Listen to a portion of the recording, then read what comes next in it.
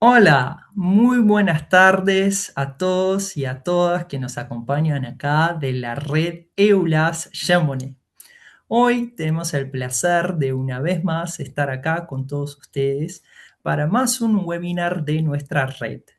Hoy el webinar será justo sobre el libro de Palgrave Macmillan, Handbook of Latin American EU and Latin American Relations. Y estamos acá con los editores y también con una de las autoras del libro que nos van a hablar un poco sobre su contribución. Antes de empezar, solo me gustaría recordarles para que se inscriban en nuestras redes sociales, LinkedIn, Twitter, Blue Sky, porque estamos presentes en diferentes redes sociales para que también sepan cuándo van a ser los próximos eventos de nuestra red. Ahora ya empezando, ya sobre el tema del webinar de hoy, Europa y América Latina son continentes unidos por valores, creencias y sobre todo ambas regiones están intrínsecamente vinculadas por la historia, al menos desde los siglos XVI y XVII. Pasados aproximadamente 5 siglos, las relaciones entre América Latina y Europa siguen siendo políticamente relevantes para ambas regiones y cada vez más multidimensionales, abarcando no solo los tradicionales ámbitos de cooperación política y económica, sino también temas de una agenda más reciente como derechos humanos, cooperación tecnológica, desarrollo sostenible e iniciativas contra el cambio climático. Entender las características, los actores y las posibilidades representadas por la relación birregional en un mundo cada vez más complejo y tensionado es el objetivo del libro organizado por José Antonio Sanahúja de la Universidad Complutense de Madrid y Roberto Domínguez de la Suffolk University, intitulado, como les decía, The Palgrave Handbook of EU-Latin American Relations, que salió el año pasado por la editorial Palgrave Macmillan. Como discutidora tendremos a Lorena Ruano Gómez, también de la Universidad Complutense de Madrid, que también contribuye al volumen con un capítulo y agrega al debate su perspectiva e insights sobre la contribución de volumen a la discusión actual sobre las relaciones entre América Latina y Europa. Ahora presentando un poco nuestros ponentes de hoy, José Antonio Sanahuja es doctor en Ciencias Políticas por la Universidad Complutense de Madrid y máster en Relaciones Internacionales por la Universidad para la Paz de la ONU. Es catedrático de Relaciones Internacionales en la Universidad Complutense, investigador del ICEI y profesor de la Escuela Diplomática de España. Es coordinador académico del programa de doctorado en Ciencia Política, Sociología y Relaciones Internacionales. Ha sido director de la Fundación Carolina del 2018 al 2024 y asesor especial para América Latina y el Caribe del alto representante de la Unión Europea, Josep Borrell, del 2020 al 2024. Es miembro del Consejo Asesor de la ICID y Robert Schuman Fellow del Instituto Universitario Europeo de Florencia.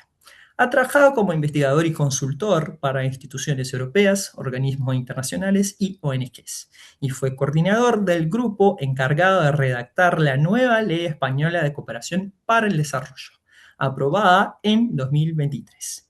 Cuenta con 4 sexenios de investigación y un sexenio de transferencia reconocidos por ANECA. Roberto Domínguez es profesor de Ciencias Políticas y Estudios Jurídicos en Suffolk University en Boston, donde enseña cursos sobre relaciones internacionales, política comparada, integración europea y latinoamericana y gobernanza global. Actualmente se encuentra en sabbatical y es visiting scholar en el Center for European Studies de la Universidad de Harvard. Obtuvo su doctorado en International Studies por la Universidad de Miami y ha sido Chamonix Fellow en el European University Institute. Antes de su trabajo en Suffolk, fue profesor en la UNAM, en México, y ha sido investigador o profesor visitante en varias universidades internacionales. Su investigación se centra en la gobernanza de la seguridad regional, las relaciones entre la Unión Europea y América Latina y la integración regional en contextos globales. Domínguez ha publicado numerosos libros y artículos sobre política exterior de la UE, seguridad global y relaciones transatlánticas. económicas. Además, ha colaborado como consultor para instituciones como el Parlamento Europeo, la Comisión Europea, Transparency International y la Biblioteca del Congreso de los Estados Unidos, y ha servido como secretario ejecutivo de World International Studies Committee.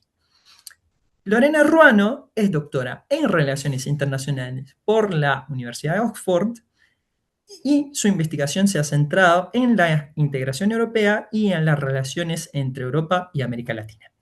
Es licenciada en Relaciones Internacionales por el Colegio de México y máster en Relaciones Internacionales por la Universidad de Oxford. Fue Chamonix Fellow en el Instituto Universitario Europeo de Florencia y profesora investigadora titular en el Centro de Investigación y Docencia Económicas, CIE, en la Ciudad de México entre 2002 y el 2025, donde ocupó una cátedra Chamonix y se desempeñó como directora de la División de Estudios Internacionales. Ha realizado estancias de investigación como profesora asociada en el Colegio de México, analista asociada senior en el European Union Institute for Security Studies en París e investigadora visitante en el área de estudios y análisis de la Fundación Carolina en Madrid. Asimismo, fue profesora asociada en la Universidad Carlos III de Madrid y en el IE University entre 2023 y el 2025. Actualmente es profesora ayudante, doctora en el Departamento de Relaciones Internacionales e Historia Global de la Universidad Complutense de Madrid. Sin alargarme más, ya les dejo la palabra a los profesores José Antonio Zanauja y Roberto Domínguez. Bueno, tienen el espacio. Pues muy buenas tardes, buenos días, ¿no?, a quienes nos están escuchando desde el otro lado del Atlántico. Pues es un placer y un privilegio estar hoy aquí. Muchísimas gracias por la iniciativa, ¿no?, de tener este espacio pues, para conversar sobre esta obra. Gracias a todas, a todos los que nos escuchan, ¿no? Y gracias por esta generosa presentación, ¿no? Bueno, el libro del que queremos hablar hoy pues aborda muchísimas temáticas y, por supuesto, tiene una perspectiva de largo aliento, ¿no? Se orienta, digamos, al ciclo largo, ¿no?, de unas relaciones que tienen ya varias décadas en su historia. Pero también se elabora y se publica en una coyuntura muy particular, en una encrucijada de espacio y tiempo, ¿no? Y es que se sitúa en el marco del relanzamiento de las relaciones birregionales que protagonizó la primera Comisión von der Leyen, ¿no?, y en la que tuvo también un papel muy destacado el entonces alto representante para Asuntos Exteriores y Política de Seguridad, Josep Borrell, con una especial sensibilidad latinoamericana, y que, por cierto, prologa. Tenemos el honor de contar con un prólogo de Josep Borrell en el libro. Y en esa coyuntura pues, también tuvo un cierto papel la presidencia española del Consejo de la Unión Europea en el segundo semestre de 2023. Dicho esto, a sabiendas de que las presidencias del Consejo, ¿no?, tienen en la gobernanza de la Unión Europea pues, un papel limitado. En todo caso, impulsar dosieres que ya están en cartera. Pero bueno, el hecho es que ese particular alineamiento de los astros y de actores políticos permitió renovar y relanzar esa relación birregional que, recordemos, venía de un periodo de estancamiento. Y en esa renovación y relanzamiento pues se trató de darle una racionalidad renovada, una nueva racionalidad geopolítica, ¿no?, en torno pues, al concepto de autonomía estratégica abierta. Y lo que buscó esa lógica pues, es diversificar desde la perspectiva tanto de la Unión Europea como de América Latina, diversificar relaciones económicas y políticas para ambas partes, tratando de responder a la nueva dinámica de bipolaridad que China y Estados Unidos han estado impulsando. De lo que se trataba, y ello aparece explicitado en documentos de la Comisión, después aprobados por el Consejo en ese momento, de lo que se trataba era de establecer una nueva lógica interregional basada en vínculos preferentes entre socios que se entiende que son afines y confiables, ¿no? Y también el objetivo era reubicar las interdependencias económicas, las cadenas de suministro, en una lógica de interés común y de apego, ¿no?, a reglas predecibles, estables, basadas en unos entendimientos comunes, en esa afinidad. En ocasiones, en el terreno económico, se ha hablado del friendshoring para referirse a alguna de las dimensiones particulares de esta dinámica. No hay que olvidar, por supuesto, el libro habla mucho de ello, de las asimetrías que caracterizan a la relación birregional, que sitúan a la Unión Europea en una posición dominante, ¿no?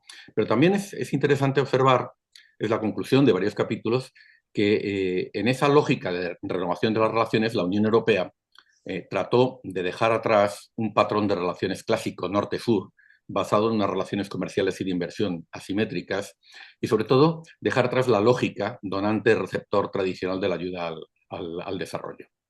Pero claro, ese viraje pues ha provocado fricciones y tensiones, ¿no? El giro geopolítico hacia la autonomía estratégica abierta, ¿no?, que ha afectado sobre todo a la política comercial y a la política de desarrollo, generó tensiones en la gobernanza de las relaciones birregionales. Y este concepto, después hablará Roberto más de él, ha sido un concepto central para articular y construir pues, este volumen colectivo, el análisis de la gobernanza de las relaciones birregionales. Y en esa gobernanza, los cambios a los que he aludido pues, produjeron inevitablemente una serie de tensiones. Tensiones, por ejemplo, que aparecen en el papel de la Unión Europea como poder regulatorio, ¿no?, en ese efecto Bruselas, como lo denominó la profesora Anu Bradford, en la adaptación de los acuerdos de asociación y de su componente comercial. Unos acuerdos que nacieron a mediados de los 90 con una lógica de liberalización comercial y que ahora se redefinen como instrumentos geopolíticos en esta lógica de autonomía estratégica. También en la cooperación al desarrollo, cuando se deja atrás la cooperación tradicional y esa lógica norte-sur a la que he aludido y se opta por nuevos programas de inversión para promover la transición digital, la transición verde y en particular Global Gateway, ¿no?, cuyo despliegue en América Latina pues, está siendo controvertido. Bueno, ese es un proceso, es el proceso que aborda el libro en muchos de sus capítulos, un proceso aún inacabado, un proceso que lógicamente ahora se ve afectado por un contexto internacional, ¿no?, que profundiza, intensifica algunas de las dinámicas que se habían señalado con la nueva administración Trump. Bueno, pues en ese proceso, ¿no?, ha intentado que las relaciones entre ambas regiones, como en la propia Unión Europea y en el seno de América Latina, pues integren metas que también generan tensiones y contradicciones al seno de cada uno de esos dos grupos, ¿no? La necesidad, por ejemplo, de mantener economías abiertas y sujetas a reglas con la descarbonización y la transición ecológica, que implican nuevos marcos regulatorios. Las estrategias de política industrial, cohesión social y resiliencia económica de los nuevos pactos verdes con esa apertura económica. El imperativo del diálogo político cuando hay fracturas ideológicas, tanto en América Latina como en la Unión Europea, pues muy intensas y que en ocasiones se van agravando. Bueno, la cuestión que el libro, en torno a estas materias, una cuestión central que el libro trata de abordar y que es una cuestión que sigue hoy abierta, ¿no?, es si, dados todos esos condicionantes, dado además el escenario que hoy tenemos con la nueva administración Trump, la Unión Europea, los países que integran la CELAC, América Latina y el Caribe, si pueden articular espacios conjuntamente alternativos, espacios de regulación, espacios de gobernanza, a los que pretenden impulsarse por esas dos grandes potencias que hemos mencionado, por Estados Unidos y por China, ¿no? Me permito adelantar que el libro, esa racionalidad que el libro explora, que se introduce en ese periodo de renovación, sería incluso más relevante hoy, ¿no?, precisamente porque esas tensiones geopolíticas se han hecho más intensas y porque el imperativo de la autonomía estratégica, de una asociación para la autonomía estratégica, pues parece más relevante hoy que en el pasado. El libro aborda cuestiones problemáticas para no solamente esas tensiones en la gobernanza de los flujos comerciales, de la regulación digital o verde o de la cooperación al desarrollo, ¿no? Bien, hemos visto un distanciamiento creciente entre Estados Unidos y la Unión Europea. Ahora es muy visible, pero ya se inició en el primer periodo de gobierno de Donald Trump, su primer mandato, ¿no? Pues plantea tensiones entre un enfoque europeo fuertemente normativo, de valores, diálogo y derechos humanos, frente a una posición de Estados Unidos mucho más transaccional y en la que despliega el poder duro. constatamos que hay una afinidad normativa entre América Latina y la Unión Europea en cuanto a la defensa de un mundo basado en reglas y en la defensa del multilateralismo, ¿no? Pero esa afinidad normativa, siendo condición necesaria, no es en absoluto suficiente para el relanzamiento de la relación birregional. Eh, y se ve puesta en entredicho por la existencia en el seno de cada una de las dos regiones de actores cercanos al trumpismo y a esa visión del orden internacional que operan en su interior. La tendencia de esos actores, por ejemplo, a una actitud de acomodamiento y de subordinación adoptada en materia comercial o de seguridad y defensa. Las tensiones a las que hacía referencia también aparecen con la aparición de una lógica por parte de la Unión Europea de interés mutuo. Si se abandona la lógica norte-sur, la lógica del interés mutuo parece más horizontal, es más equilibrada, ¿no? Eh, y desde luego pues abre oportunidades para un diálogo, ¿no? Más directo entre ambas regiones. Pero significa poner sobre la mesa una agenda de intereses, varios de los capítulos del libro lo señalan de una manera muy clara, pues poner sobre la mesa una agenda de intereses de una manera mucho más honesta y mucho más directa, ¿no?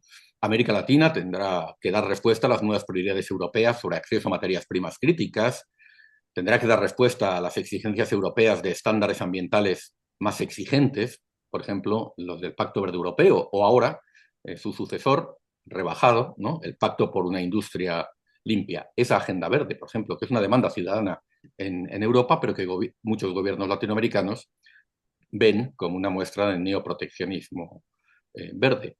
De la misma manera, la Unión Europea tiene que dar respuesta también a las necesidades latinoamericanas de acceso a la financiación, de transferencia de tecnología, de industrialización a partir de las materias primas, que no encajan bien con la liberalización económica. Hay también barreras en torno al imaginario colectivo. En el imaginario latinoamericano sobre Europa, ¿no? Europa pertenece al norte global. Hay recelos, desde luego razonables y muy justificados, anticolonización, anti-extractivismo que están pendientes de resolver en ese espacio y en esa gobernanza de las relaciones. La Unión Europea tiene una valoración más positiva que Estados Unidos o China como socio en materias, por ejemplo, como el desarrollo social, la transición verde, los derechos de las mujeres, la agenda de igualdad, pero también hay un pozo de resentimiento y crítica que requerirá además diálogo y explicación por parte europea. Y la Unión Europea, también se destaca en algunos de los capítulos, tendrá que asumir que los dobles raseros con las vacunas, en la guerra de Gaza, pues erosionan, quizás de manera irreversible, el ascendiente moral de Europa como potencia normativa, dificultan, ¿no? que se presente ante la región con ese planteamiento. Pues bien, estas son las cuestiones que a través de distintos bloques el libro plantea. Y me gustaría concluir esta brevísima introducción señalando que dentro de esa visión de largo aliento, ¿no?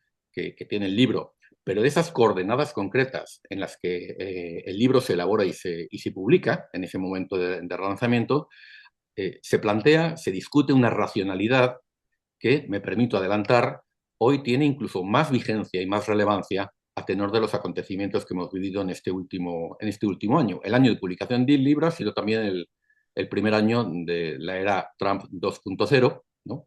que está poniendo patas arriba el sistema internacional y está impulsando o intensificando una lógica de subordinación o de vasallización tanto en la Unión Europea como en América Latina, que hace que ese imperativo de autonomía estratégica, ¿no?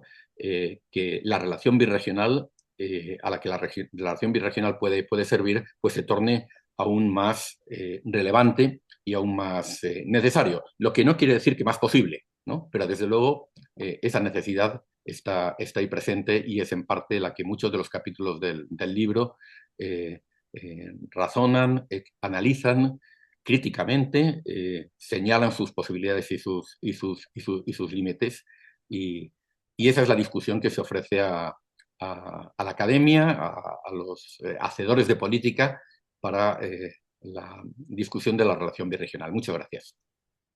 Bien, la parte que me gustaría destacar es cómo fue concebido este volumen y lo que se intenta como mensaje general del volumen presentar a la audiencia. Fue en 2000, en 2022 que José Antonio y un servidor empezamos a comentar, bueno, ha habido una ausencia de las cumbres entre la Unión Europea y América Latina, pero ¿qué pasa con la relación? ¿Sí? Y esta era una pregunta interesante, lo cual nos lleva a plantear hasta qué punto las cumbres son momentos cruciales o hasta qué punto la relación funciona más allá de las cumbres. Y ya en el mediados de 2022 ya se avisoraba que se relanzaría el diálogo a nivel de cumbres y entonces esperamos a que se llevara a cambio la cumbre de Bruselas en 2023. El libro finalmente se concluye al final de 2024 y se publica en 2025. Entonces, el reto que le pusimos a los autores, a cada uno de los autores, está relacionado con la idea general que la relación entre la Unión Europea y América Latina es multidimensional. Y en este sentido, el concepto de gobernanza se enfocaba muy bien como una herramienta metodológica para poder captar las distintas aristas de la relación entre la Unión Europea y América Latina. Y lo que le pedimos a cada uno de los autores es de que adoptaran una posición flexible que adaptaran a sus temas con respecto a la gobernanza como relaciones que se dan en distintos niveles de análisis, puede ser al nivel de cumbres, puede ser al nivel de sociedad civil, y en el cual participan actores públicos y actores privados. Y evidentemente, cuando se aplica este esquema general muy flexible y una definición muy general, los autores nos dan distintas dimensiones de esta relación. Y es así que en 8 secciones tratamos de compilar ideas, debates sobre las distintas aristas de la relación. La primera sección sobre la definición del espacio euro-latinoamericano, como se llama en el volumen, tiene una gran vigencia. En alguno de los artículos se habla de los espacios, los distintos espacios de esta relación en la cual está el espacio que percibe la sociedad. Pero dos espacios muy importantes que le dan forma a la relación, que es el espacio como es concebido por las élites y el otro el espacio en el cual vivimos, que son las políticas y las instituciones. Y esto evidentemente pues abre ese caleidoscopio de distintas formas de interacción a través del Atlántico. El volumen avanza con una segunda sección sobre las instituciones. Y los autores en esta sección presentan la complejidad de la maquinaria de la Unión Europea para tomar decisiones, con todos los problemas que ello implica, donde los recursos se localizan dentro de las distintas áreas de las DG de la Comisión, el problema para las decisiones dentro del Consejo de la Unión Europea y la actividad desde una perspectiva muy diferente de la diplomacia interparlamentaria.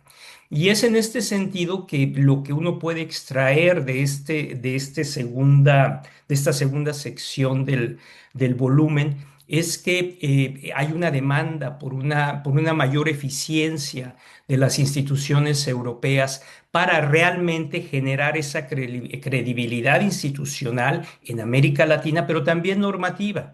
Y un ejemplo que viene al caso es que el acuerdo con América Central, que entra en vigor la parte comercial en 2012, realmente se ratifica hasta 2024. Entonces, es aquí la parte europea que no está mostrando esa flexibilidad para que las cosas avancen con regiones o con países. En la parte de la Unión Europea con regiones, evidentemente, quizá el artículo que tiene una gran vigencia es el artículo sobre Mercosur. Creo que al releerlo y al preparar notas para esta presentación, lo que podemos ver es de que las problemáticas que se planteaban en ese entonces, que con respecto a esta larga negociación de un cuarto de siglo, de alguna manera están presentes hoy. El hecho de que se vaya a firmar el acuerdo y que haya sido aprobado por el Consejo ha generado en algunos países que la sociedad civil se manifieste en contra de este acuerdo. Esto está muy bien reflejado en este capítulo sobre Mercosur y regiones. En las conclusiones, y es aquí donde presentamos esta variedad de formas de interacción entre la Unión Europea. El título de las conclusiones es Socios de elección, ¿sí? Y yo creo que se mantiene esto de socios de elección porque hay una gran variedad. ¿Qué es lo que hace que se acerquen países o regiones a la Unión Europea y a la inversa? Básicamente una serie de principios. Es muy trillado el aspecto de los principios, pero una buena gobernanza y Estados de Derecho que realmente puedan ofrecer a las sociedades civiles, como a los inversores, como a los estados, certidumbre. Es básicamente lo que hace que esto funcione. Y es en este sentido que entramos a la cuarta parte del volumen, en la que vemos esa relación que era la relación estelar con México, como el primer acuerdo que se firma en los noventas entre la Unión Europea y México, y que al día de hoy se mantiene un poco incertidumbre, aunque sí hayan concluido las negociaciones y ya se esté pasando a otra etapa. Muy diferente es el caso de Chile, que realmente el acuerdo entre la Unión Europea y Chile, que se moderniza, que se firma y entra en vigor, este acuerdo realmente plantea innovación política, innovación institucional, para que las partes puedan hacer más profunda la relación, pero sobre todo avanza en nuevos temas que están proveyendo beneficios a ambas partes. Y finalmente, bueno, hay otros países, cuando hablamos de los socios de elección, que tienen relaciones muy especiales. Uno de ellos es Brasil por su peso económico, pero también de una gran contestación dependiendo de quién esté el gobierno hacia Europa. Por otro lado, Cuba, una relación muy especial en muchos sentidos, muy atípica. Y bueno, esta sección cierra con Venezuela, ¿sí? Que evidentemente este año vuelve a tomar una gran relevancia en torno al proyecto político y en torno a lo que puede suceder con respecto a la relación de Estados Unidos no solo con Venezuela, sino con América Latina. La quinta sección del handbook abarca una serie de temas económicos y generalmente la conclusión en esta parte es de que es necesario repensar las estrategias económicas en las cuales no solamente en la transición energética y en la demanda por materias primas no se puede seguir pensando de manera tradicional. Se necesita desarrollar políticas que tengan un mayor engranaje y que tengan una mayor capacidad de persuasión para que las empresas inviertan, para que haya más comercio entre América Latina y la Unión Europea. Finalmente, bueno, la sexta parte que habla sobre la agenda política, hay un artículo interesante sobre el populismo liberal. Sí, y yo al releer este capítulo, de alguna manera, a pesar de la elección de Trump y lo que ha sido disruptivo dentro de Estados Unidos y en general con el mundo, de alguna manera este capítulo es muy vigente. Sí, porque ya plantea que este proceso empezó hace 15 años. ¿Sí? Y realmente esto lo veíamos venir, ¿sí? No esperábamos esta elección hace un año del presidente Trump, lo cual cataliza muchos de los elementos que en este capítulo se mencionan. Finalmente, la parte societal no puede estar ausente. Y en la parte de gobernanza es muy interesante ver cuando se habla del bienestar, se habla del medio ambiente, de la migración o de los problemas que se generan por la inequidad entre géneros. Estos temas son fundamentales y es ahí donde la Unión Europea, a pesar de todos los problemas, tiene todavía una carta importante para que estos temas puedan profundizarse y generar algún tipo de ingeniería institucional para hacer más efectiva y profundizar la relación. Finalmente, el handbook cierra con los elefantes en la habitación. El caso de los Estados Unidos y América Latina, del cual este capítulo de alguna manera ya visoraba lo que sería una política exterior más dura con respecto a América Latina, pero yo creo que era muy difícil predecir el regreso al siglo XIX de la doctrina Monroe.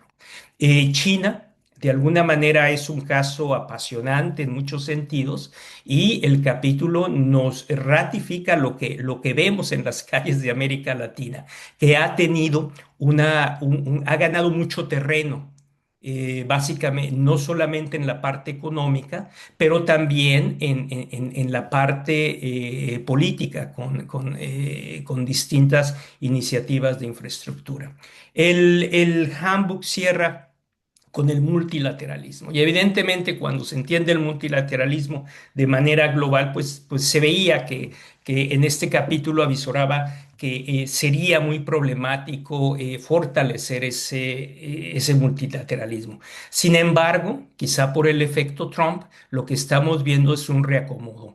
Esto, de alguna manera, nos podría decir que se pasa a un minilateralismo. Y yo creo que la conclusión y la próxima firma del acuerdo Unión Europea-Mercosur nos está diciendo que la externalidad de Estados Unidos juega un papel importante. Y es en este sentido que el handbook invita a repensar distintas formas de interacción desde la perspectiva de la gobernanza.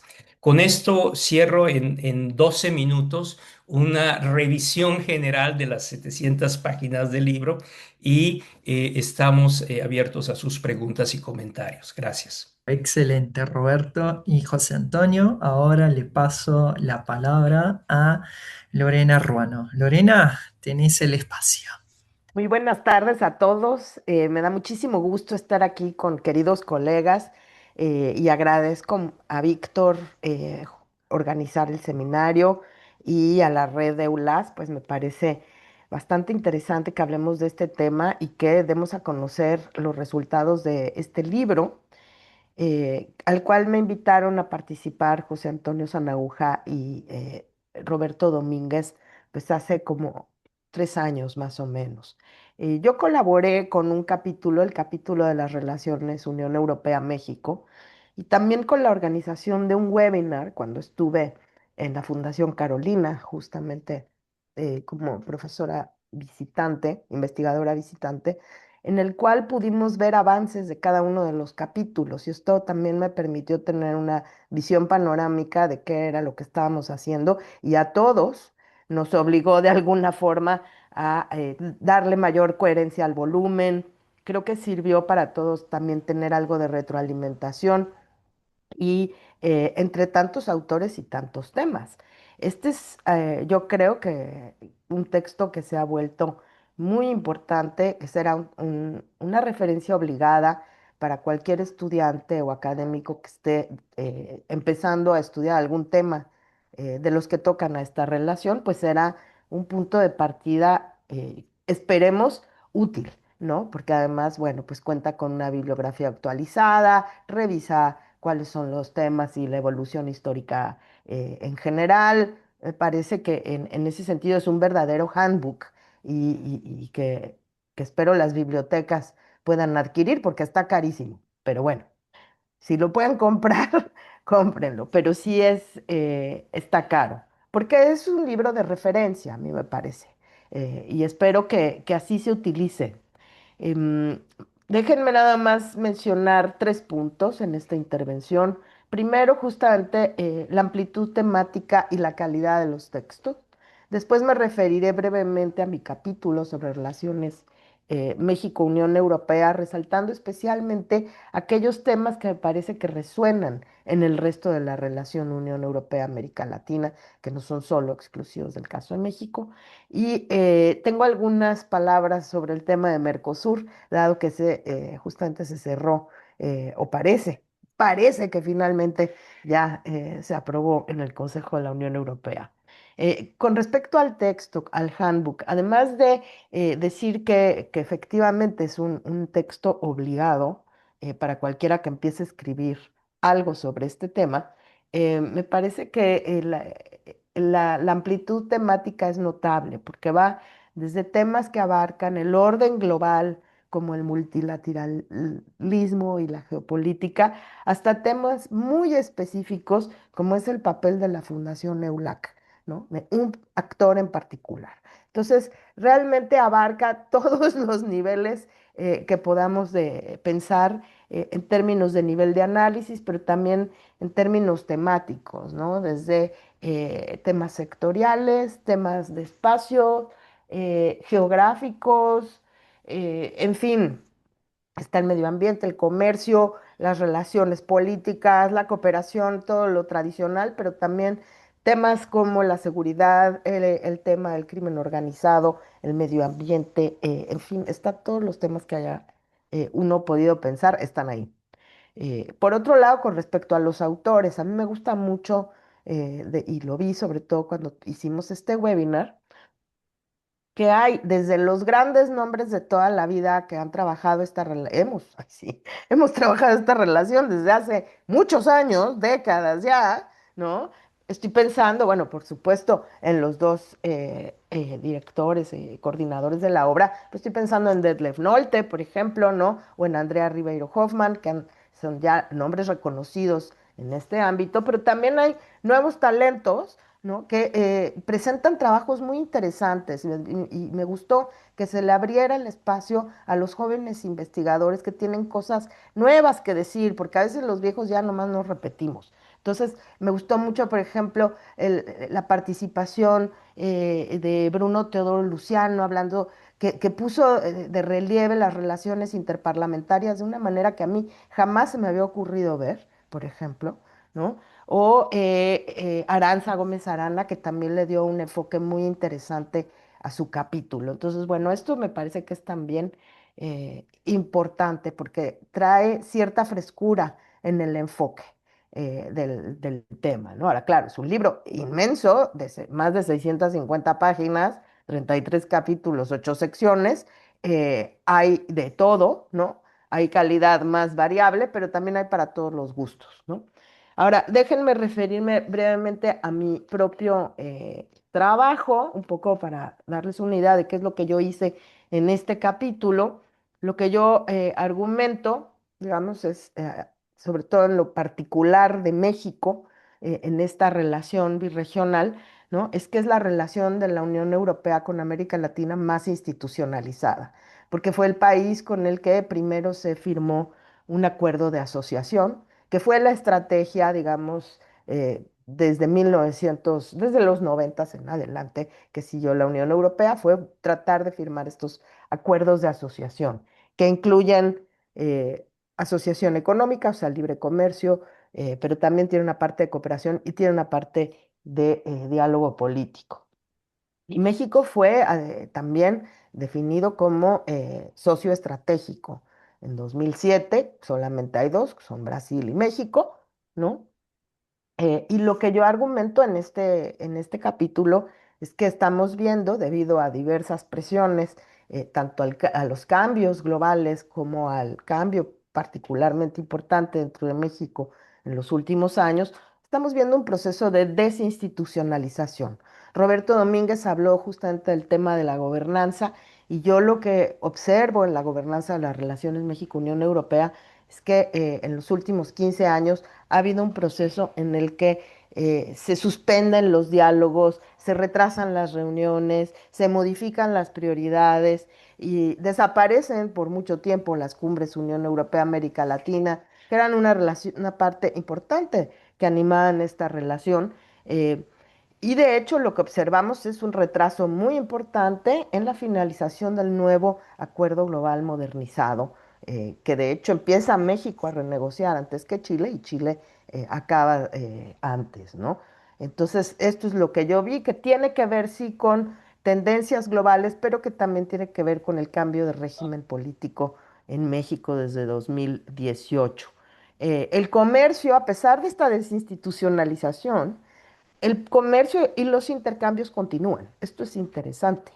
Y las cumbres se retoman, pero bueno, ya vimos que en la última las presiones de Estados Unidos pesaron muy duro y fueron realmente pocos los que asistieron a la cumbre de Santa Marta. Yo quiero ver luego qué opinan mis colegas de esto y que si nos pudieran dar algunos comentarios al respecto.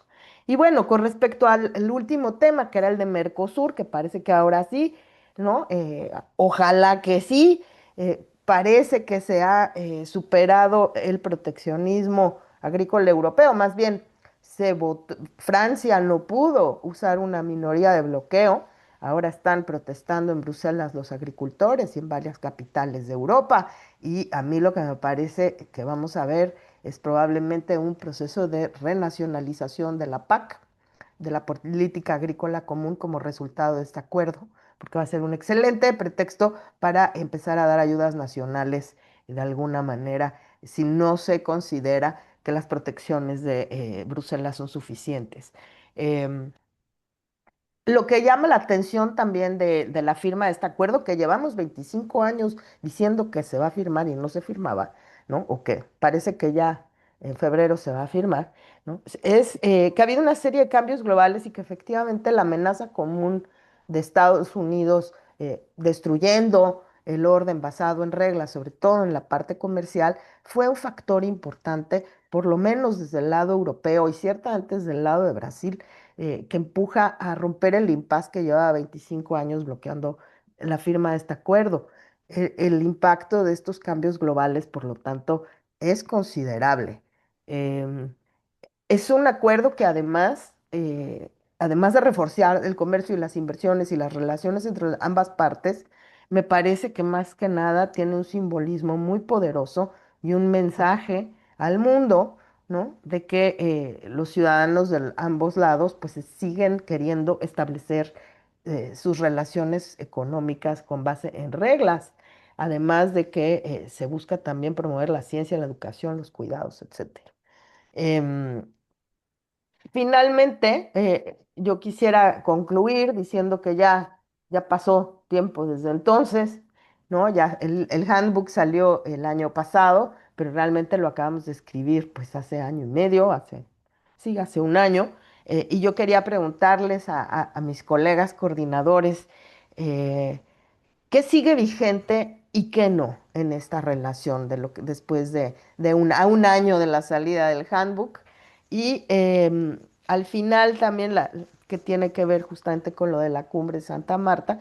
Sí, el último capítulo dice que somos socios eh, of choice, partners of choice, decidimos, ¿no? Que tenemos mucho en común, pero esta última cumbre también mostró que tenemos un miedo común a la ira del hegemón desatado. Quisiera escuchar sus pensamientos acerca de qué nos mostró Santa Marta eh, sobre esta relación. Muchísimas gracias a todos y buenas tardes. Excelente, muchas gracias Lorena por la intervención.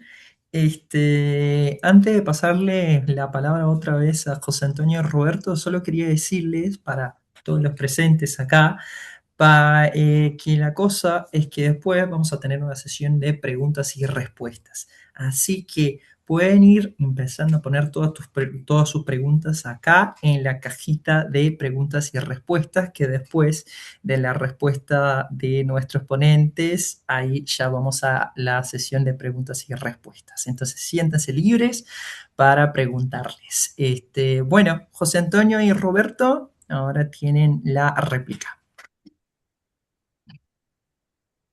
Vamos por el mismo orden, si os parece, ¿no? Sí, claro. Respondo, bueno, voy a intentar ser breve. Muchas gracias, Lorena, y aprovecho efectivamente para agradecer tu participación en el volumen y también el trabajo extraordinario que desplegaste pues, para la organización de aquellos webinars que efectivamente quizás no se ven a primera vista en el libro, pero sin ellos el libro no hubiera sido posible y no se hubiera alcanzado digamos, esa consistencia interna, ¿no?, a la que te has referido. Eh, Hablabas de Santa Marta, ¿no?, y del contexto actual.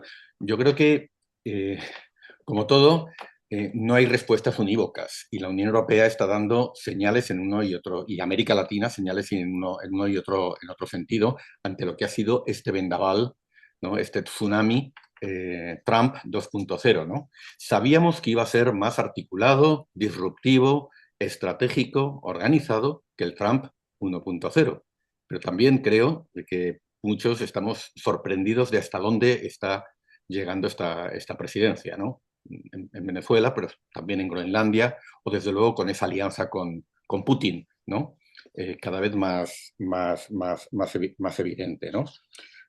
Y entonces decía que las señales son contradictorias, porque por una parte tenemos una cumbre de Santa Marta deslucida, que dio una imagen, en un artículo con Borrell así lo describía, la imagen devastadora para la historia, ¿no?, de una cumbre prácticamente caracterizada por las ausencias, cuando la flota estadounidense está desplegada a pocos kilómetros, a pocas millas de la costa, ¿no? El mensaje que se está dando por ambas partes es un mensaje realmente, ¿no?, de subordinación, ¿no?, de no querer, digamos, simplemente provocar, como bien has dicho, las iras y las salidas intempestivas que Trump ha convertido pues, en un arma política, dentro de esa política performativa que sigue. Pero al mismo tiempo hemos firmado Mercosur, ¿no? Y Mercosur tiene implicaciones estructurales, ¿no? Se está discutiendo mucho esto ahora en América Latina, pero decía hace unos días Stanley Piñal en un artículo de The Economist, ¿no?, que este es el primer acuerdo, ¿no?, el primer acuerdo de la era Trump, ¿no?, que refleja, él lo decía así, una estrategia de de-risking. Otros han hablado de una estrategia de edging, ¿no?, de cobertura. Pero es un tratado, un acuerdo que ya tenía esa lógica en el pasado. La tenía desde el primer Trump, ¿no? Pero que, digamos, esa racionalidad que ya existía ahora es mucho más imperativa. Por lo tanto, no hemos tenido que inventar la rueda, no hemos tenido que descubrir el Mediterráneo. Es decir, la lógica con la que se relanzaron las relaciones birregionales en el periodo en el que el libro fue elaborado y publicado, ahora es mucho más imperativa, ¿no? Y en ese sentido hay señales equívocas. Bien, no queremos provocar a Trump, acudiendo a hacernos la foto, hablo en plural, los líderes europeos, latinoamericanos, con Petro y su retórica incendiaria, ¿no?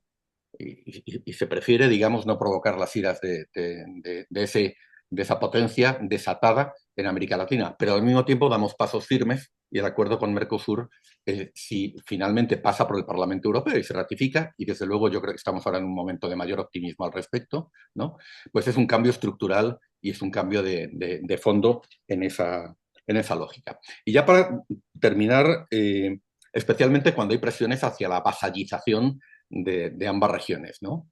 Y en ese sentido también, sí, efectivamente, la Unión Europea está, digamos, viéndose presionada por Trump en esa lógica, también lo está América Latina, y salvo China, tampoco el sur global ha sido capaz hasta ahora de plantar cara o de presentar posiciones comunes. Pero a mí me gustaría terminar diciendo que el argumento de que el acuerdo Unión Europea-Mercosur o los acuerdos de asociación fueron acuerdos neoliberales de libre comercio frente a una lógica geopolítica que ahora se impone es solamente verdad a medias. Porque sí, ahora esa lógica es más poderosa, la lógica neoliberal lo era en los años 90 o 2000, pero la geopolítica estuvo siempre presente. Llámalo geopolítica o llámalo geoeconomía.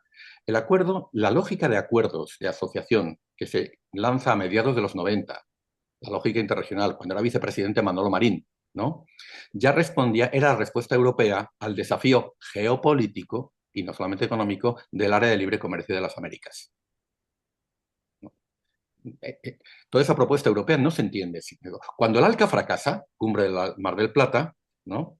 Y se diluye en alquitas, ¿no? En los pequeños acuerdos bilaterales de libre comercio que Estados Unidos firma, esto lo hemos comentado muchas veces, Lorena. La Unión Europea fue firmando acuerdos de libre comercio con los países con los que Estados Unidos los había firmado. En la negociación Unión Europea-Mercosur tuvo un primer dinamismo y un primer momento cuando la sombra del ALCA se cernía sobre América Latina. Cuando el ALCA fracasa, pierde vapor. ¿Cuándo se relanza la relación? En 2010. Ahí ya está. Y además, es importante recordarlo ahora, con una presidencia de Mercosur en manos de Cristina Fernández de Kirchner, favorable al acuerdo en aquel momento, ¿no? Y la presidencia española de la Unión Europea en 2010 se relanza. Ahí, además del factor Estados Unidos, está el factor China. Por primera vez empieza a aparecer. En 2019 el acuerdo de principio se logra porque Estados Unidos ya ha lanzado las guerras comerciales, ¿no? Y en 2024, en diciembre de 2024, cuando se renegocia y finalmente se alcanza un acuerdo final sobre el pilar comercial, todavía no había tomado posesión Trump, ¿no? Pero ya apuntaba maneras y ya sabíamos que venía. Sabíamos que venía una nueva presidencia. Quiero decir, en definitiva, que sí, el factor comercial siempre ha estado presente, pero la lógica geopolítica en esa relación nunca ha dejado de estar, como lo estuvo en Centroamérica en los años 80, cuando se inicia el diálogo político, ¿no? Intentando ampliar espacios entre la Unión Europea, Centroamérica, América Latina, para hacer posible una paz negociada en Centroamérica, ¿no? Concluyo, termino simplemente recordando, además de la presencia permanente de ese factor, ¿no? Esa racionalidad hasta hoy presente es aún más poderosa. Vamos a ver si en términos de agencia ambas regiones, América Latina y la Unión Europea, siguen avanzando, ¿no? Más allá de acontecimientos como la cumbre de Santa Marta, ¿no? hacia un vínculo que diversifique relaciones, ¿no? Que permita pues, salir de esa tenaza, ¿no? O esa pinza entre China y Estados Unidos, ¿no? Y afirmar unas relaciones pues, más diversificadas y que nos den autonomía a ambas regiones. Muy bien. Yo agregaría muy brevemente, no repitiendo lo que José Antonio lo ha articulado muy bien. Otra manera de verlo de la cumbre de Santa Marta es de que si pudiésemos hacer operacional Global Gateway, los acuerdos de asociación, aid y muchos temas de la relación en una línea y pusiéramos la variable de la cumbre de Santa Marta, esa tendencia no ha cambiado, ¿sí? Entonces, la cumbre de Santa Marta sí refleja una falta de voluntad de producir algo diferente en un contexto de grandes tensiones, y el factor Trump es importante. Se veía venir que los jefes de Estado europeos no asistirían. No debemos olvidar el año pasado y toda la relación de la Unión Europea, países de la Unión Europea con los Estados Unidos con respecto a Ucrania, han sido negociaciones permanentes. Ha habido una gran movilización para rearmar Europa y para desarrollar alguna capacidad militar. Y en este sentido yo creo que se fueron agotando tanto de América Latina como de la Unión Europea, de los líderes de la Unión Europea, las maneras de lidiar con Trump. ¿Sí? De esa primera estrategia de Merz, de realmente hacerlo sentir bien, inflarle el ego, que también lo ha hecho el presidente de Finlandia y otros, se agotó. ¿Sí? Los acuerdos con respecto a Ucrania de una paz potencial reflejan más concesiones a Rusia. ¿Sí? Entonces, en este sentido, América Latina se desdibuja la relevancia de esta cumbre. ¿Sí? Pero nuevamente, si planteáramos esa variable, cómo afecta la relación Unión Europea-América Latina, no la afecta en gran medida que haya sido un fracaso esa cumbre, sobre todo porque muchos de los programas continúan, ¿sí? Evidentemente no hubo un impulso Y esto son malas noticias. Y en este sentido, yo diría que hacia más adelante algo que refleja el handbook es de que para hacer un análisis de la relación Unión Europea-América Latina, creo que es más relevante hoy revisar sectores de la relación. Porque cuando revisamos sectores de la relación nos dice diferentes historias. Puede ser en inversión, puede ser en ayuda, puede ser en los programas de Global Gateway. Esa paraguas de las cumbres creo que ha sido más retórico. Creo que la cumbre de 2023 realmente fue un parteaguas en el sentido de que se dibujó una nueva estrategia, ¿sí? La cual se mantiene al día de hoy y que la cumbre de Santa Marta no cambió, ¿sí? Gracias. Perfecto. Bueno, entonces empezamos con nuestra ronda de preguntas y respuestas. Ya tenemos una acá. Bueno, incluso les pido para que, si quieren hacer preguntas, para que pónganlas acá en la caja de preguntas y respuestas. Tenemos ya una pregunta general. Bueno, les leo la pregunta. Entonces, ¿el nuevo tratado UE-Mercosur ayudará a acercar a América Latina y el Caribe a la UE? ¿O Mercosur va a balancear entre la Unión Europea, Estados Unidos y China? Les dejo ahí la pregunta. Y bueno, hago la invitación a todos los otros que están presentes para que vayan poniendo ahí sus preguntas acá. Bueno, Roberto.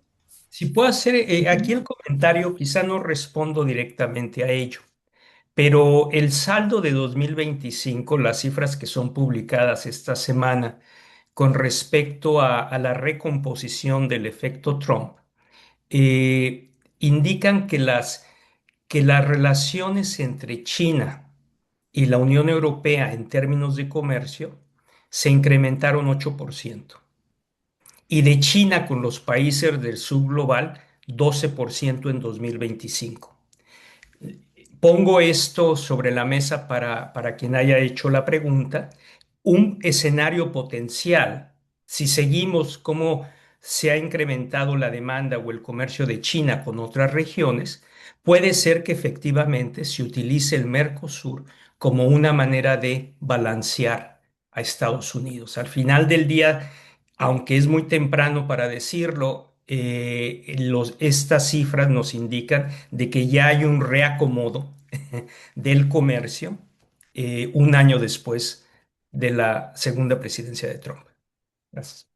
Sí, muy brevemente, ¿no? Y abundando sobre lo que ha dicho Roberto, con lo que estoy completamente de acuerdo. Tal y como está formulada la pregunta, parecería que es un dilema, cuando en realidad no es así, ¿no? Es decir, el acercamiento que el tratado, que el acuerdo Unión Europea-Mercosur puede propiciar, es parte de una estrategia de rebalanceo o de reequilibrio o de diversificación de las relaciones, ¿no? Respecto a China y Estados Unidos para Mercosur, y también lo es, desde luego, en la Unión Europea respecto a Estados Unidos y China. Hay una reorganización, una fragmentación y una reorganización de las cadenas de suministro, de la División Internacional del Trabajo y, en fin, los distintos actores, grupos están intentando reposicionarse, ¿no? Este acuerdo no es un acuerdo que Mercosur haga contra las relaciones de las otras regiones, igualmente que en el caso de la Unión Europea, pero sí es una estrategia de cobertura o de hedging o de de-risking, como también se mencionaba en algún artículo reciente en la prensa económica internacional, frente al factor Estados Unidos, ¿no? Este es el que es el gran disruptor. El disruptor aquí no está siendo China, no está siendo la Unión Europea, no están haciendo los países de América Latina, es Trump, y entonces ese reequilibrio, si se le quiere llamar así, tiene que ver fundamentalmente con ello, y por lo tanto no es contradictorio. Y luego, en ese sentido, no solamente es en el aspecto comercial. Un debate en el que participé en diciembre, que estaba otro de nuestros colegas, el profesor Andrés Malamud, señaló algo muy importante, ¿no? Es decir, una razón por la cual, muy importante, por la cual Argentina, quizás el caso más claro de trumpismo subalterno en América Latina, ¿no? Argentina no ha salido del Acuerdo de París sobre cambio climático, es por el Acuerdo de Unión Europea-Mercosur, no es por otra razón, ¿no? Y me permito, claro, esto es un contrafactual, no podré demostrarlo, pero si no existiera este acuerdo, a Argentina le faltaría tiempo para salir del acuerdo de Unión Europea-Mercosur, perdón, del Acuerdo de París, como ha hecho Estados Unidos. Lorena. A mí me gustaría añadir que la firma de este acuerdo completa ya finalmente la lista de acuerdos de asociación. Y resulta que hoy en día la Unión Europea tendrá más acuerdos de libre comercio y de inversiones y más modernos con América Latina y el Caribe que Estados Unidos. Ya solamente faltarían Cuba, Venezuela, Cuba y Venezuela dentro de la región, mientras que Estados Unidos todavía tiene una lista más larga. Entonces, ahora lo que sí veremos, ¿no? Es que una cosa son los acuerdos y otra cosa es que despegue la economía europea, ¿no? Y que tenga justamente el dinamismo que se requiere para que estas relaciones económicas, pues realmente tengan ¿no? O den lo que podrían dar. Con la economía alemana en los últimos 3 años en recesión, pues la cosa ha estado un poco triste. Y la verdad es que también como han revelado los reportes del ETA, y de Draghi, la Unión Europea tiene un serio problema de competitividad y se está quedando atrás. Entonces, con respecto a ser una alternativa a China, pues depende del sector. Ciertamente no va a ser en los sectores, digamos, de punta.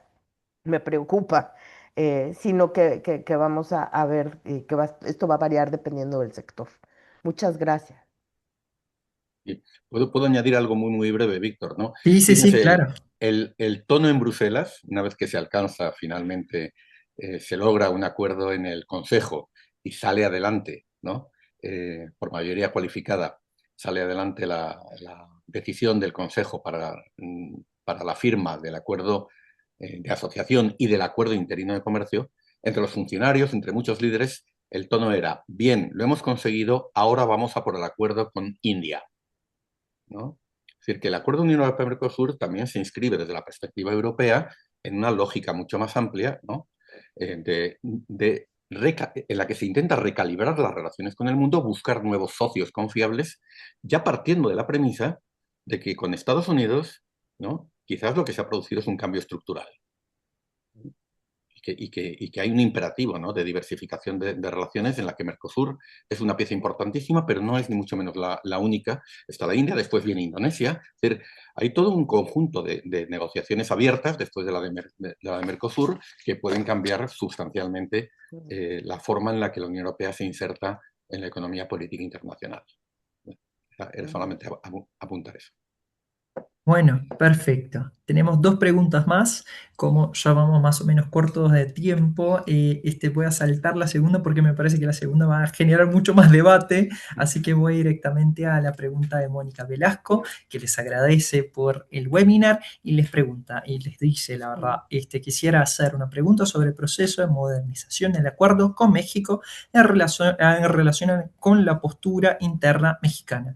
¿Consideran ustedes que la presidenta Sheinbaum ha continuado con la postura de López Obrador frente a la UE o se ha distanciado de ella? ¿Creen que la política adoptada por la actual presidenta ayudará a firmar el nuevo acuerdo? Y una vez más, les agradece. Les dejo el cuestionario. Ay, pues no sé qué decirle. Algunas cosas sí han cambiado, algunas no. O sea, y ciertamente los cambios que ha habido han sido muy discretos. Lo que ha caracterizado a la presidenta en cuanto a cualquier cosa que se aleje de la línea de su antecesor es justamente la discreción y que no se note mucho que se está distanciando. Pero sí, o sea, el hecho es que sí se acabó de negociar este acuerdo, ¿no? Y que sí, ella en una conferencia mañanera dijo que en febrero estaría entrando en vigor. Entonces, ahora, no creo que le tenga mucho interés en hacer una gran ceremonia de firma y en darle mucha publicidad a la firma del acuerdo. Yo creo que va a buscar que no se note mucho.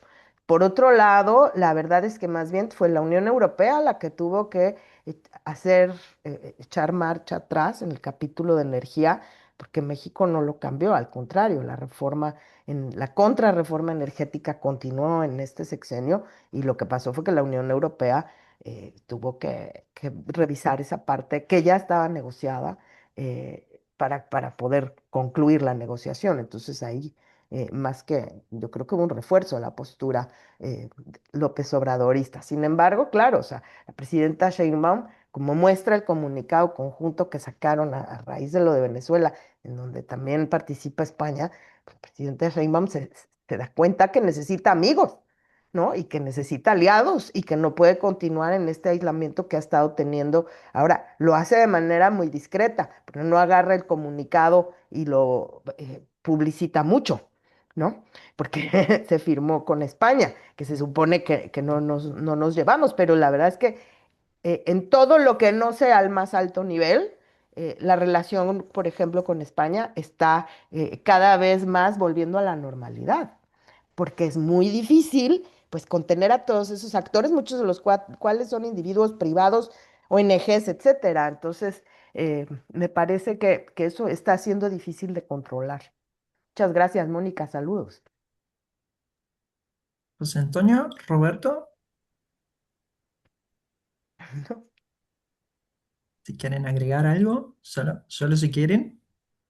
Sí, no, yo creo que Lorena lo ha dicho muy bien y es la experta. Sí. José Antonio, capaz. Bueno. Bueno, excelente. Entonces, bueno, si quieren capaz dar una palabrita muy rápida sobre la pregunta esa bastante corta, porque ya vamos medio cortos ahí de tiempo, pero nos pregunta ahí también uno de los presentes anónimos, ¿cómo afecta la invasión en Venezuela a las relaciones Unión Europea-América Latina? Una larga respuesta, lo sé, pero si quieren puntuar cosas más rapiditas para que podamos ahí ir cerrando, no sé. Bueno, a ver, una puntualización en primer lugar, porque yo creo que en un ámbito como este, que es académico, los términos importan. Lo que se ha producido en Venezuela por parte de Estados Unidos es probablemente, según el derecho internacional, un acto de agresión, ¿no? Lo que se ha producido en Venezuela, ¿no?, por parte de Estados Unidos es una operación militar. Puedo utilizar incluso la expresión que utilizó Trump, una operación militar extraordinaria. Expresión, por cierto, que se parece mucho a la de la operación militar especial y que a lo mejor tiene que ver con la visión del mundo en áreas de influencia donde las grandes potencias hacen y deshacen por encima del principio de soberanía y no intervención, pues a su antojo. Pero lo que se ha producido en Venezuela no es una invasión. Y es muy importante, no solamente por rigor y precisión, señalar esto, porque ayuda a entender lo que ha ocurrido, ¿no? A ver, si se hubiera pretendido un cambio de régimen, Estados Unidos tendría que haber acabado con lo que son, haber doblegado a lo que son los verdaderos actores de poder que sostienen el régimen chavista, que es el ejército y el aparato de seguridad. Como no quería ni podía hacerlo, optó por una intervención armada, no menos ilegal que una invasión, pero una intervención armada extraordinariamente limitada y un pacto con el chavismo para asegurar la estabilidad y el acceso a los recursos. En su comparecencia, Trump no habló de democracia y en ningún momento justificó la intervención en nombre de la democracia, en ningún momento, ¿no? La justificó en nombre de problemas internos, el narcotráfico, ¿no?, la migración, y luego apeló directamente a la estabilidad y al petróleo, ¿no? Por eso, en la intervención, Delcy Rodríguez se convirtió en una persona, hoy mismo Trump ha dicho que Delcy Rodríguez es una persona fantástica, y tuvo un tratamiento, trató de una manera brutal, ¿no?, orillando, dejando fuera de la operación a María Corina Machado y a Edmundo González, ¿no? Pero yo creo que esto es importante para entender qué es exactamente lo que ha ocurrido en Venezuela y el escenario que tenemos ahora, ¿no?, de este trumpochavismo, ¿no?, tan particular, tan inusual, tan grotesco en algunos aspectos, y que forma parte de, si se me permite utilizar la expresión, es uno de estos monstruos del interregno gramsciano, ¿no?, que es difícil de caracterizar. A ver, a partir de ahí, las implicaciones para la Unión Europea y para las relaciones Unión Europea-América Latina son extraordinariamente importantes, porque las implicaciones son regionales, no solamente son para Venezuela, son regionales y son globales. Y como no tenemos mucho tiempo, apunto únicamente un par de ellas. Por si alguien todavía tenía alguna duda, por si todavía alguien tenía alguna duda respecto a lo que significa el fenómeno Trump, yo creo que ha quedado claro con la estrategia de seguridad nacional, con la operación en Venezuela y con las presiones que Estados Unidos está haciendo en Groenlandia, que avanzamos hacia un mundo, o se pretende dibujar un mundo, que es la antítesis, ¿no?, de lo que la Unión Europea y América Latina han tratado de afirmar hasta ahora. Primero, es un mundo sin reglas. No solamente es un mundo no hegemónico, puede haber órdenes no hegemónicos, pero es un mundo sin reglas, en el que no se respetan ni las reglas más elementales, ni siquiera ese axioma, ¿no?, de Benito Juárez, que afirmaba que así entre los individuos, entre las naciones, el respeto al derecho ajeno es la paz, ¿no? Es un mundo donde no se respeta ni siquiera la regla básica de la no intervención en los asuntos internos de otro Estado, de la soberanía y de la abstención de la amenaza y el uso de la fuerza para la resolución de las disputas internacionales. Por supuesto, otras muchas, normas humanitarias, genocidio, pero ni siquiera esas reglas mínimas se respetan. Es un mundo prejovesiano, es un mundo de despliegue de la fuerza y es un mundo de esferas de influencia. Y no son esferas de influencia ideológicas como las de la Guerra Fría, son esferas de influencia como las de la doctrina Monroe, en una lógica imperial, en las distintas variantes que el imperialismo, uno territorial, otro de dominio económico y político, que tuvo a finales del siglo XIX. Este es el mundo que se está dibujando, ¿no? Y ese es el reto que latinoamericanos y europeos tenemos que asumir. Y el primer paso probablemente es que nuestras élites empiecen a caer en la cuenta, ¿no?, de que el trumpismo no es un fenómeno pasajero, no es una broma, ¿no?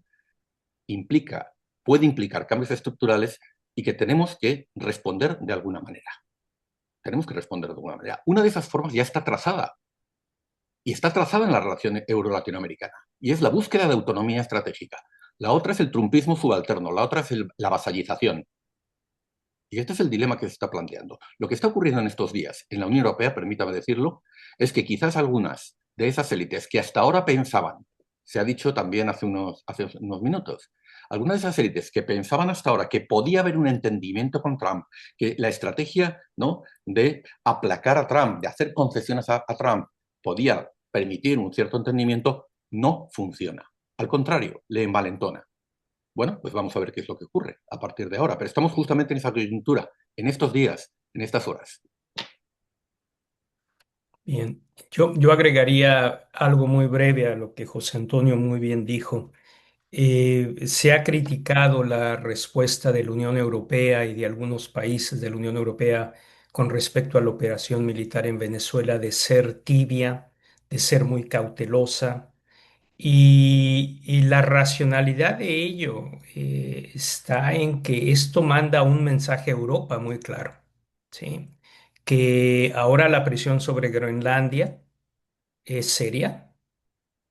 eh, y por otro lado, de que esto puede tener un efecto en las negociaciones entre Rusia y Ucrania. ¿Sí? Entonces, ahí Europa se entiende mucho la cautela, los términos que usó y también la divergencia de posiciones con respecto a Venezuela a la vista de que Europa también puede ser afectada por la nueva visión de seguridad de la administración Trump. Y en ese sentido, bueno, pues yo creo que se puede ver un cierto distanciamiento o cautela con respecto a estos actos que hace Estados Unidos en el hemisferio occidental. Sí. En algún conversatorio sugerimos sobre las relaciones Unión Europea-América Latina, de que en la cumbre de Santa Marta se incluyera una mención muy clara al respeto a la soberanía y a la autonomía de los estados, en vista de que estábamos bajo la presidencia de Dinamarca. Se reforzar el argumento precisamente de que eso es inviolable. Y creo que esto, si llegó a pasar en alguna conversación, queda escondido, ¿sí? No se le quería picar la panza al monstruo.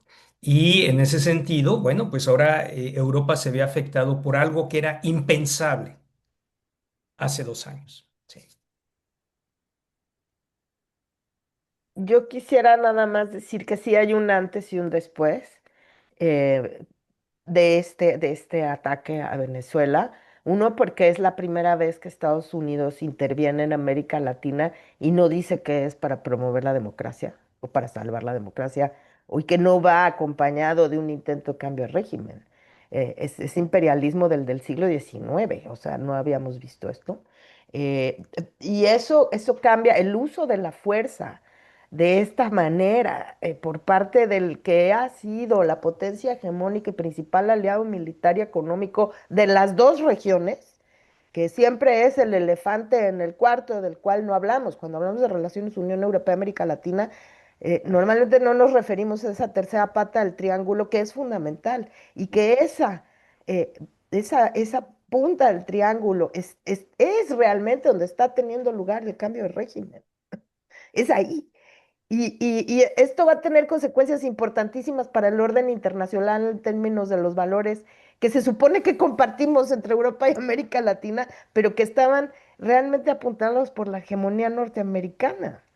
Que eso se acabe y que además estemos viendo una disposición al uso de la fuerza tan brutal y tan sin ninguna justificación clara, además, porque tampoco ni siquiera dicen que quiere el petróleo, pero tampoco, incluso las compañías petroleras dicen, momento, aquí no se puede invertir. O sea, ¿qué buscó? ¿Qué quiere hacer? No queda claro. Tampoco queda claro lo de Groenlandia, si ya tiene bases, si son miembros de la OTAN. Todo esto está generando una enorme incertidumbre. Y bueno, uno esperaría que los países secundarios, potencias secundarias, pues busquen hacer bola, ¿no? Frente a esto. Pero lo que estamos viendo son también enormes efectos de sálvese quien pueda. Y esto es muy grave. Y yo creo que puede afectar de manera muy negativa también a la relación entre Unión Europea y América Latina. Gracias. Excelente. Creo que ahora sí podemos cerrar después de esas tan buenas intervenciones sobre una cuestión tan, bueno, un tema del momento, ¿no? Bueno, ahora solo me gustaría entonces agradecerles a ustedes tres, ¿no? José Antonio, Roberto y Lorena, que vinieron hoy, que tuvieron la disponibilidad, o sea, les agradezco en nombre del equipo EULAS. Y me gustaría solamente para terminar pedirles a todos los presentes que vayan a nuestras redes sociales porque después también vamos a disponibilizar la grabación de esta sesión ahí en nuestro canal de YouTube. Muchas gracias a todos y a todas y una excelente tarde. Muchas gracias de nuevo y una buena tarde para todas y todos. Gracias, hasta luego. Bye.